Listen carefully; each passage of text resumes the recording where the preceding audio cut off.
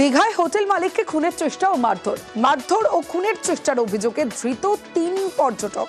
Hotel মালিককে মাটিতে ফেলে এলোপাথারি মারে জ্ঞান হারান হোটেল মালিক।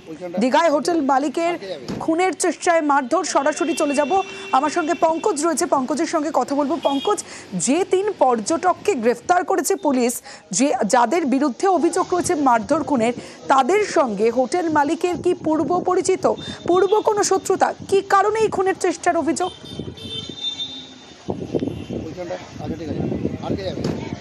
দেখো তমশ্রী, তোমাকে প্রথমত জানিয়ে রাখি যে নিউ দীঘার হোটেলে 7 জন গানের সঙ্গে যুক্ত 7 জন পর্যটক আসে। সেক্ষেত্রে গত রবিবার তারা আসে একটি হোটেলে তারা থাকেন, এবং যেখানে গতকাল সোমবার রাতে এই 7 জনের যে পর্যটকের দল, তারা কোথাও থেকে বিহার থেকে ছিল, কেউ বা উত্তর, কেউ বা আবার হরিণঘাটা থেকে এসেছিল, এমনটাই কিন্তু জানাচ্ছে। সেক্ষেত্রে তারা কিন্তু সোমবার রাতে মদের আসর বসায়। সেই মদের আসর যেখানে মাঝরাতে সোমবার রাতে যখন মদের আসর বসায়, তখন তারা মত্ত অবস্থায় উল্লাসে মেতে ওঠে। তখন তারা খাবারের প্লেট কিন্তু ছুঁড়ে দেয়। সেক্ষেত্রে পাশের যে হোটেল ছিল, সেই হোটেলের মালিক সেই সময় মাঝরাতে খাওয়া দাওয়ার পরে তিনি কিন্তু পাইচারি মারছিলেন বারান্দায়। সেই খাবার তাদের যে প্লেট ছুঁড়ে মারাতে তার গায়ে এসে পড়ে। হোটেল মালিক পাশে হোটেলে গিয়ে তাদেরকে তদারকি করে। তখনই 2 পক্ষের মধ্যে কথা কাটাকাটি হয়। সেই কারণে কিন্তু এই 7 জন যে পর্যটক। বেশ পঙ্কজ, তোমার কথা স্পষ্ট নয়। দুয়ারে রিপোর্টারে বা চলে যাব আলিপুরদুয়ারে চাপড়ের পারে আইসিডিএস এর চাল চুরি। স্কুলের চাবি থাকে স্থানীয় মহিলা মামুনি দাসের কাছে। হেল্পার না এলে স্কুল খোলে বন্ধ করে এই মামুনি। নিজের কাছে রাখার সুযোগে চুরি। অঙ্গনওয়াড়ির চাল বাড়িতে নিয়ে যাওয়ার অভিযোগ। সরাসরি চলে যাব, আমার সঙ্গে আমার প্রতিনিধি রয়েছে রাজকুমার, কথা বলবো রাজকুমারের সঙ্গে। রাজকুমার, ছোট ছোট বাচ্চাদের জন্য যে অঙ্গনওয়াড়ির চাল, সেই চাল চুরি করছে কোন মেন্টালিটি থেকে আর বিষয়টা জানাজানি হলো কিভাবে?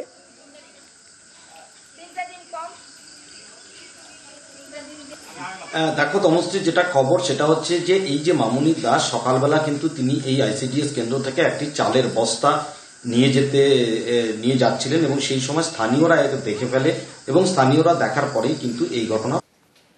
যদিও মামুনি দাস কিন্তু দাবি করেছেন যে ওই যে আইসিডিএস কেন্দ্র, সেই আইসিডিএস কেন্দ্রের যিনি ওয়ার্কার, যিনি তার কাছে চাবি রেখেছেন, তিনি কিন্তু তাকে এই চাল নিতে বলেছেন। তার কারণ হচ্ছে আইসিডিএস কেন্দ্রের ভেতরে চাল পোকায় খেয়ে নষ্ট করে দিচ্ছে। যদিও আইসিডিএস কেন্দ্রের ওয়ার্কারের পাল্টা বক্তব্য যে তিনি মামুনি দাসকে কাছে চাবি রাখেন ঠিকই, কিন্তু চাল নিতে বলেননি, তিনি চাল চুরি করেছেন।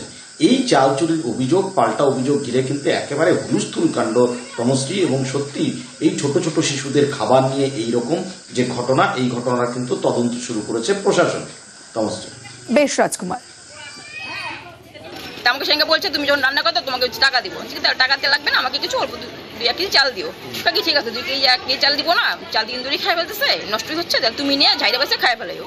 আমাকে কথা বলছে, তা আমি নিয়ে গেছি আজকে। উনি আমাকে বলছে তুমি থাক মতো নিয়ে যাও।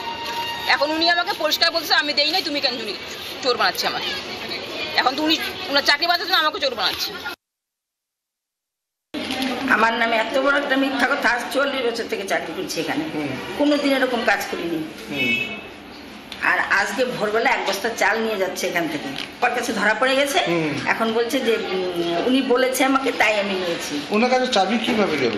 চাবি ওনার কাছেই তো থাকে, উনি ওনার কাছে রাখে। কেন, মাল আসে আমাদের বিকেলবেলা দেয়, উনি মালটা রাখে, রিসিভ করে, চালান সই করে নেয়। লাকড়ি আসে, লাকড়ি নেয়।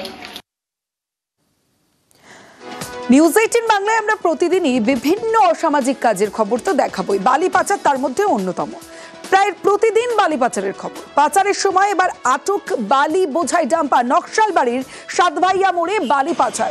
একের পর এক জায়গায় বারবার উঠে আসে এই বালি পাচারের খবর। পুলিশের নাকা তল্লাশি চলে, আটক করা হয় ডাম্পারকে, কিন্তু তারপর ছবিটা আবার জেকে সেই। সরাসরি চলে যাব, বিশ্বজিৎ মিশ্র রয়েছে আমার সঙ্গে। বিশ্বজিৎ, ডাম্পার বাজেয়াপ্ত করা হয়েছে, আটক করা হয়েছে, কিন্তু পুলিশ দেখে পালিয়ে যায় ডাম্পার চালক। কিন্তু প্রশ্ন হলো, কারা এই বালি পাচারের সঙ্গে যুক্ত, মাথার খোঁজ কি পাচ্ছে পুলিশ?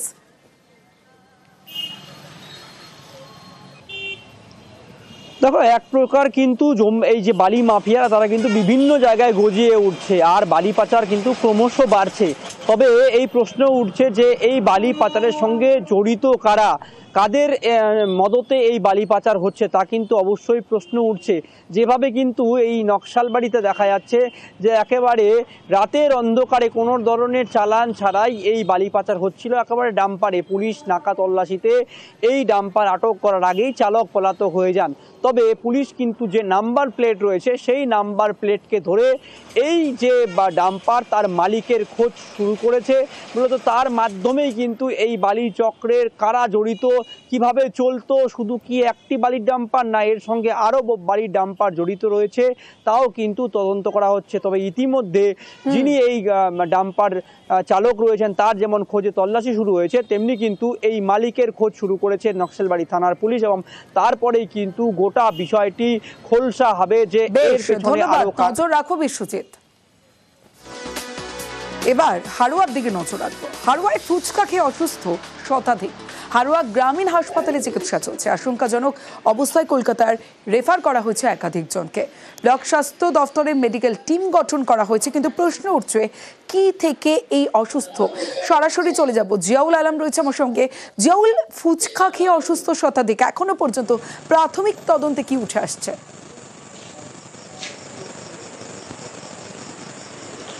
দেখো, প্রাথমিক তদন্তে এখনো মনে করা হচ্ছে ফুড পয়জন থেকেই এই বিষক্রিয়া, কিন্তু ফুচকা খেয়ে হচ্ছে না অন্য কোনো খাবার থেকে হচ্ছে সেটা কিন্তু এখনো স্পষ্ট নয়। এলাকার মানুষ যেটা বলছেন, একেবারে রবিবার রাতের দিকে সেখানে একটি ফুচকার দোকান বসেছিল এবং সেখান থেকে প্রায় শতাধিক মানুষ ফুচকা খেয়েছিল এবং প্রাথমিকভাবে মনে করা হচ্ছে ফুচকার থেকেই বিষক্রিয়া হয়েছে এবং তার থেকেই কিন্তু প্রায় বেশ কয়েকজন আশঙ্কাজনক অবস্থা ইতিমধ্যেই কিন্তু কলকাতার বিভিন্ন হাসপাতালে ভর্তি রয়েছে এবং হাড়োয়া গ্রামীণ হাসপাতালে এখনো পর্যন্ত প্রায় 15 থেকে 20 জন চিকিৎসাধীন। এটা মূলত এই হাড়োয়া বিধানসভার শালিপুর গ্রাম পঞ্চায়েতের একেবারে গোয়ালপোত এলাকায়, এখানেই কিন্তু এই ঘটনা ঘটে। ইতিমধ্যেই কিন্তু ব্লক প্রাথমিক স্বাস্থ্য কেন্দ্রের পক্ষ থেকে একটি টিম গঠন করা হয়েছে। তারা কিন্তু এলাকায় গিয়ে কিভাবে এই ফুড পয়জনিং থেকে হচ্ছে না অন্য কোনো খাবারের থেকে বিষক্রিয়া হচ্ছে তারা তদন্ত করে দেখছে। ইতিমধ্যেই একাধিক নমুনা কিন্তু এলাকা থেকে সংগ্রহ করা হচ্ছে, কিন্তু এখনো পর্যন্ত স্পষ্ট করে বলতে পারছে না আধিকারিকরা, স্বাস্থ্য দপ্তর আধিকারিকরা যে কিভাবে এই বিষক্রিয়া হয়েছে। কিন্তু ইতিমধ্যেই কিন্তু একাধিক ব্যক্তি কিন্তু কলকাতার বিভিন্ন হাসপাতালে ভর্তি করা হচ্ছে এবং এখনো পর্যন্ত 8 থেকে 10 জন কিন্তু হাড়োয়া গ্রামীণ হাসপাতালে এই মুহূর্তে চিকিৎসাধীন। বেশ, ফুচকা খেয়েছিলে কোথা থেকে? আমাদের গ্রামে। ও, কোন গ্রাম এটা? গোয়ালপোতা। কি কি সমস্যা দিচ্ছিল শরীরে? এই পেট লাগছে, বমি হচ্ছে, মাথা টাথা ঘুরাচ্ছে, মানে গোয়ালপাতা থেকে মানে ফুচকা থেকে একটা ফুড পয়জনিং মতো হয়েছে। ডায়রিয়া সঙ্গে ভমিটিং, বমি পায়খানা নিয়ে মেনলি প্রচুর লোক আসছে। আমাদের এখানে 3-4 জনের চিকিৎসা চলছে অলরেডি। কিছু ওপিডিতেও পেশেন্ট আসছেন, ওপিডিতে ওষুধপত্র দিয়ে তাদের অনেকটা কন্ট্রোল হয়ে গেছে, যাদের কন্ট্রোল হচ্ছে না তাদের ভর্তি করে চিকিৎসা চলছে। অ্যাকচুয়ালি সবাই বলছে ফুচকাটা মানে ফুচকাতে খেয়েছে আর কি, মানে ওই ফুচকা খাওয়ার পর থেকেই সিমটমগুলো অ্যারাইজ করা শুরু করেছে। তো মনে হয় ওটা থেকেই হওয়ার কথা।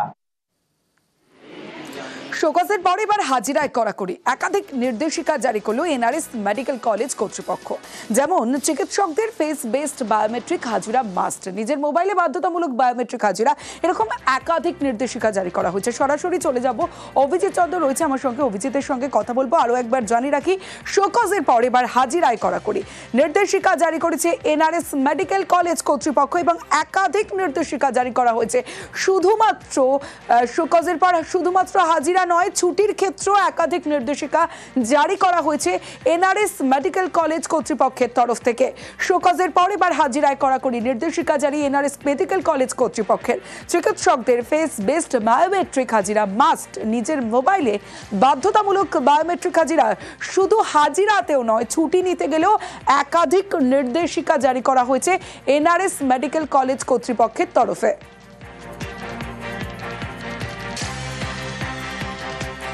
শোকজের পর হাজিরায় কড়াকড়ি, নির্দেশিকা জারি এনআরএস মেডিকেল কলেজ কর্তৃপক্ষের। ডাক্তারদের ফেস বেসড বায়োমেট্রিক বাধ্যতামূলক করা হয়েছে। সরাসরি চলে যাব, অভিজিৎ চন্দ্র রয়েছে। অভিজিৎ, আর কি কি নির্দেশিকা দেওয়া হয়েছে? অন্যদিকে ছুটির ক্ষেত্রেও নির্দেশিকা জারি হয়েছে, সেটা কি?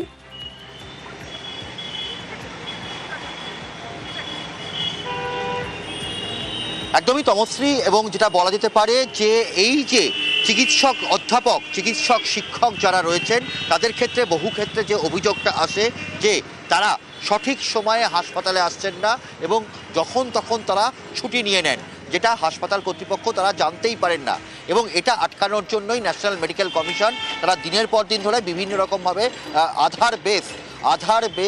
আধার এনেবল ফেস বেসড যে attendance system, biometric attendance system সেটা চালু করার কথা বলেছিলেন। এবং সেক্ষেত্রে যেটা দেখা যায় শিয়ালদহ এনআরএস মেডিকেল কলেজ হাসপাতাল কর্তৃপক্ষ যেটা দেখা যায় সেখানে 20টা ডিপার্টমেন্টের মধ্যে 18টা ডিপার্টমেন্টে আদৌ এই অ্যাটেন্ডেন্স সিস্টেম কাজ করছে না, অর্থাৎ সেখানকার চিকিৎসকরা সঠিক সময় আসছেন না এবং ছুটির তথ্য সময় মতন দিচ্ছেন না। এবং সেগুলো শোকজ করা হয়েছিল এই এনএমসির পক্ষ থেকে এনআরএস হাসপাতাল কর্তৃপক্ষকে। এবং তারপরেই এনআরএস হাসপাতাল এই কড়া হুঁশিয়ারি নিয়েছে যে প্রত্যেক চিকিৎসক অধ্যাপককে এখন থেকে দুবার ঢোকার সময় এবং বেরোনোর সময় তাদের এই AEBAS সিস্টেম অর্থাৎ আধার এনেবল যে বায়োমেট্রিক অ্যাটেন্ডেন্স সিস্টেম সেখানে পাঞ্চ করতে হবে নিজের মোবাইলে। এবং একই সঙ্গে ছুটির জন্য সিএল হোক, সিক লিভ হোক, যে কোনো ধরনের ছুটির ক্ষেত্রে প্রপার চ্যানেলে অর্থাৎ পোর্টালে সেখানে আপলোড করতে হবে তার ছুটির আবেদন। কোনোভাবেই প্রাইভেট হাসপাতালগুলোতে বা নার্সিংহোমগুলোতে যাতে সরকারি হাসপাতালে কাজ করার সময় তারা প্র্যাকটিস করতে না পারেন, তার জন্যই এইরকম ব্যবস্থা গ্রহণ করা হয়েছে। তমশ্রী। বেশ অভিজিৎ।